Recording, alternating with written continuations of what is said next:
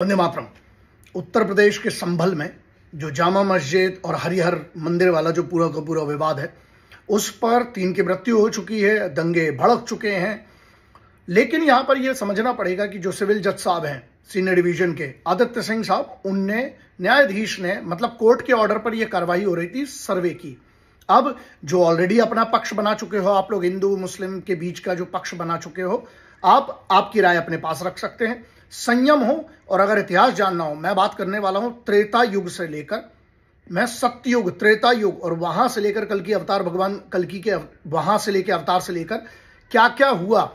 जो लोग ये कह रहे हैं ना पिटीशन में क्या लिखा है, आपने ना पिटीशन पढ़ी होगी। संयम नहीं है ना, आप तुरंत निर्णय पे पहुंचते हो क्योंकि तुमको 2 मिनट में सब चीजें चाहिए। तो जिनको 2 मिनट में चाहिए, मैं ऐसा कुछ नहीं बताने वाला हूं, ना मैं ये टेलीप्रॉम्प्टर से करता हूं, मैं करता हूं सीधे, क्योंकि इतिहास पढ़ा हुआ है और इतिहास से वेद शास्त्र पुराण ग्रंथों उन सबको पढ़ने के बाद ये बात कर रहा हूं। और आज का नहीं पढ़ा हूं, इसलिए पढ़ा है, मेरी फील्ड में तो है ही नहीं कुछ। मेहनत करो, चाहे एक्शन डिजाइनिंग का काम हो, चाहे कमांडोज मेंटोरिंग का काम हो, चाहे लाइफ कोचिंग का काम हो, हम लोग का सिंपल होता है। उसके लिए मेरे को इतिहास की जरूरत नहीं थी, लेकिन इसलिए कि आने वाली पीढ़ियां ना इतिहास से की हुई गलतियों को सीखें और आगे बढ़े।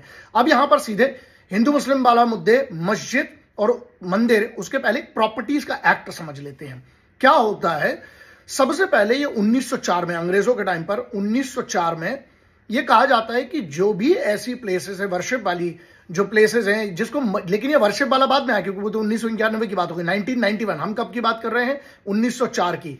तो वहां पर ये होता है कि 22 दिसंबर 1920 के दिन एक मॉन्यूमेंट्स के जो प्रिजर्वेशन है उसके लिए एक एक्ट है, जिसका से वहां पर सेक्शन 18 में जो ये कहा जाता है, जिसका नहीं, पहले 3 आपको समझना पड़ेगा, section 3 sub clause 3 clear cut कहता है कि उसके अंतर्गत 1904 वाले एक्ट के अंतर्गत ये कहा जाता है कि ये जगह जो है ये प्रिजर्व है। किस लिए?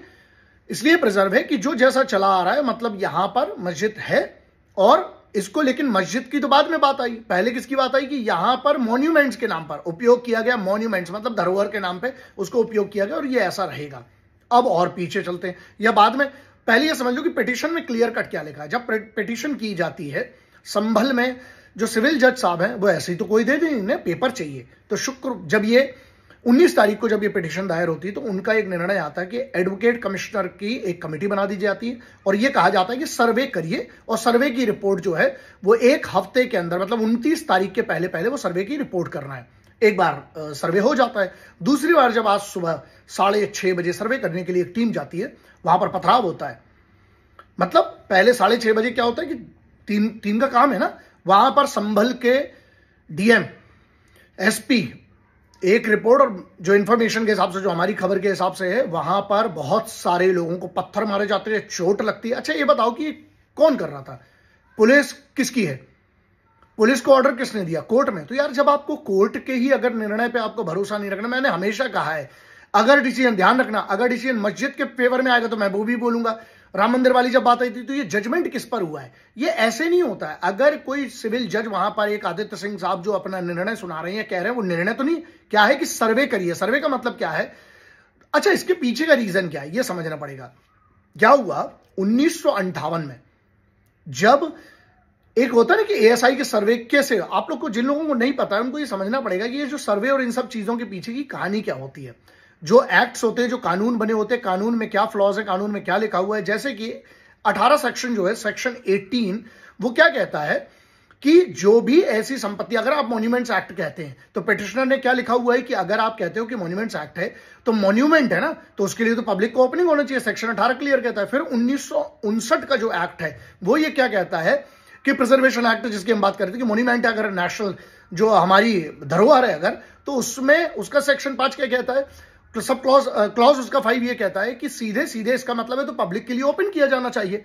मतलब फिर उसमें हिंदू मुस्लिम नहीं होगा ना, उसमें सीधे सीधे सबके लिए ओपन होना चाहिए। लेकिन फिर क्या कहा जाता है, सुप्रीम कोर्ट का एक जजमेंट लाया जाता है जो दूसरे पक्ष की तरफ से, मुस्लिम पक्ष की तरफ से लाया जाता है। वो ये कहता है कि 1991 का जो जिसको कहते हैं ना प्रेयर्स के लिए जो मॉन्यूमेंट्स एक्ट है, नेशनल मॉन्यूमेंट्स एक्ट है, या फिर जो बात करते हैं कि जहां पर प्रेयर करी जा सकती है, उस जगह पर जो पहले से चला आ रहा है 1947 से, वो वैसा ही चलेगा। लेकिन अब ये कोर्ट्स की बात है, जब जैसा निर्णय आएगा मैं उसमें बात करूंगा। लेकिन अगर आपको इतिहास नहीं पता है ना, तो आप सिर्फ और सिर्फ सच बात ध्यान रखिएगा, ये व्हाट्सएप के फॉरवर्ड हुई है जो सब ये सोशल मीडिया की पोस्ट है ना, अगर आपको बिल्कुल इतिहास नहीं पता तो आप सिर्फ और सिर्फ आप अपने आने वाली पीढ़ियों को गुमराह कर रहे हो। मुझे पता है, जैसे वैसे तो देखने वाले तो 30 मिनट का भी वीडियो देख लेंगे, लेकिन क्या होती है ना, सच किसी को सुनना नहीं, क्योंकि जलती भी है, फटती भी है, और ना औकात नहीं है सच सुनने की।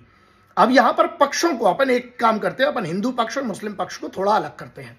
अपन बात करते हैं प्रॉपर्टी के विवाद की, और मैं आपको समझाना चाहता हूं, किसी ने कहा कि पिटिशन में भी लिखा हुआ, अब ये बात अगर हम बात करते हैं कि जब भगवान प्रभु श्री विष्णु और श्री शिव महाकाल, जब इनका एक विग्रह है, विग्रह का बिल्कुल वर्णन है, जिसके कारण कहा गया कि ये हरिहर मंदिर इसका नाम दिया गया। लेकिन और पहले अगर हम चलते हैं तो यहां पर भगवान विश्वकर्मा ने खुद हरिहर मंदिर की स्थापना की, बिल्कुल ग्रंथों में लिखा हुआ है, शास्त्रों में क्लियर कट लिखा हुआ है।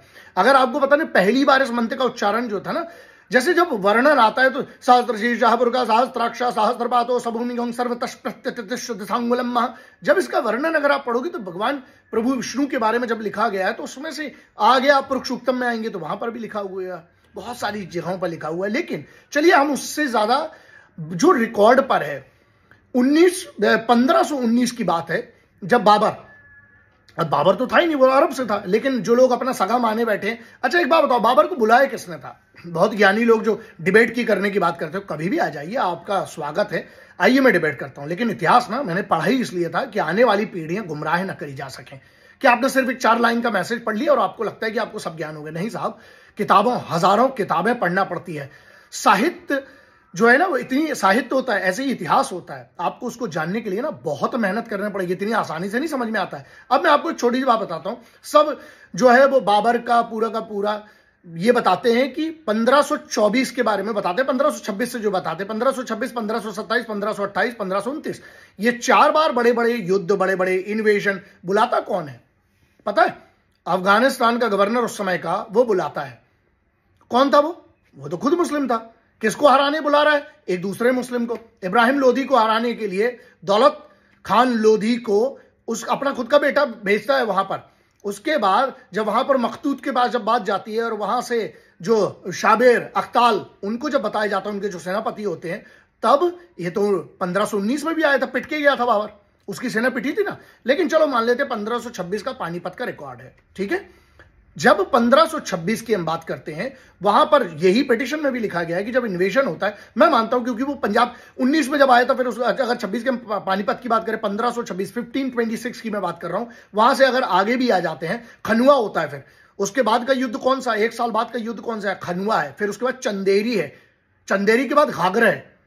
ये 4 जो बड़े बड़े 1526, 1527, 1528, 1529, ये 4 की बड़ी बात कर रहे हैं। लेकिन चलो हम मान लेते हैं कि घघरा, उसके पहले हम चंदेली, और चंदेली के पहले अगर हम बात करते हैं तो वहां पर जब ये युद्ध होता है उसके बीच में इन्वेशन होता है, बिल्कुल क्लियर, इसके तो रिकॉर्ड्स हैं। पानीपत के बाद की मैं बात कर रहा हूं। खनुआ के बाद जब होता है तो ये रीजन वही बनता है, क्योंकि तो पंजाब से एंट्री हुई थी, तो जब पंजाब के नॉर्थ रीजन से आए, मान लो और अंदर आए होंगे, जब इन्वेजन किया है 1526 27, हम 27 28 मान के चलता हूं, 1527 1528 में ये होता है।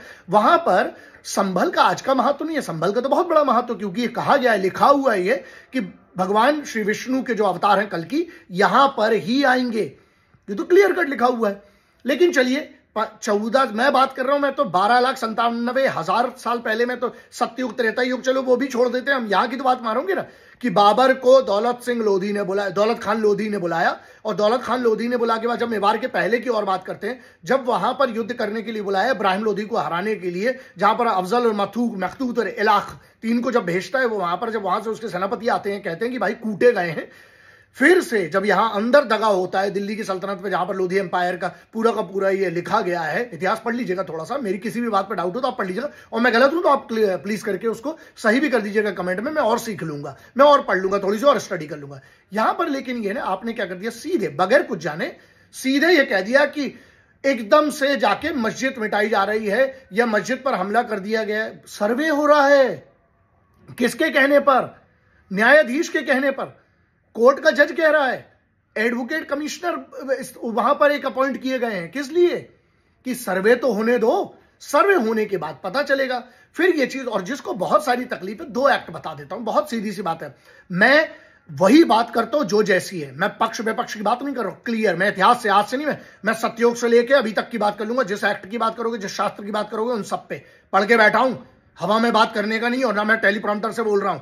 सीधे बात करता हूं जो इधर पे है, अंदर ये है दुनिया का। और यहाँ का वाईफाई सीधे उस भगवती और महाकाल से, सीधे उनसे, माई कामाख्या, माई चामुंडा, वो सब ने मुझे, उनका वाईफाई से कनेक्ट है, तो यहाँ के वाईफाई से ज्यादा उनसे कनेक्ट है।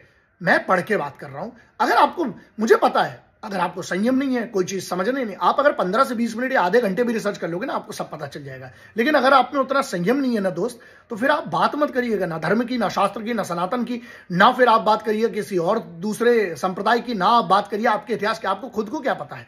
आपके खुद के इतिहास के बारे में क्या पता है?